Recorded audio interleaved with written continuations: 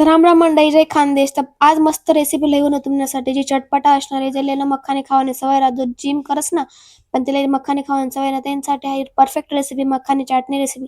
जी लागल एक नंबर लागल, बनवली अगदी इझी रेसिपी. त्यांच्यासाठी ना कढई ठेवाने गॅसवर, गॅस अजिबात चालू करा नाही. त्यांना तेल टाकाना, थोडं तिखट टाकाना, थोडी हळद टाकानी आणि चाट मसाला टाकाना आणि मीठ टाकाना थोडंसं.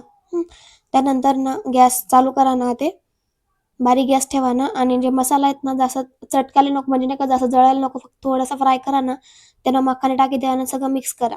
बारीक गॅसवरच करा ना.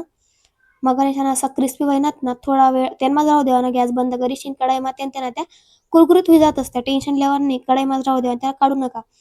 त्यानंतर ना एखादा बाउल म्हणजे एखादा भांडा म्हणा, बारीक चिरीशीन कांदा लेवा ना, बारीक चिरीशीन टमाटर लेवा ना, बारीक चिरीशीन काकडी लेवानी, थोडी कोथिंबीर बारीक चिरीशीन, त्यानंतर थोडी हिरवी मिरची ती पण बारीक कापाने, लिंबूचा रस, सगळं मिक्स करा. आणि जसं तिखट लागत असेल ना वरतून तिखट चाट मसाला टाकू शकतस, ऑप्शनल आहे, कारण आपण ऑलरेडी मखानामध्ये टाकलेलं म्हणून वरतून टाकायची गरज नाही.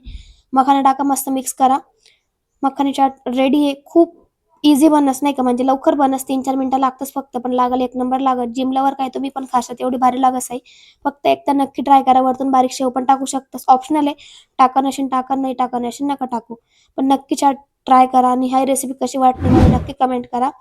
फक्त लाईक शेअर सबस्क्राईब करायशिवाय जाऊ नका.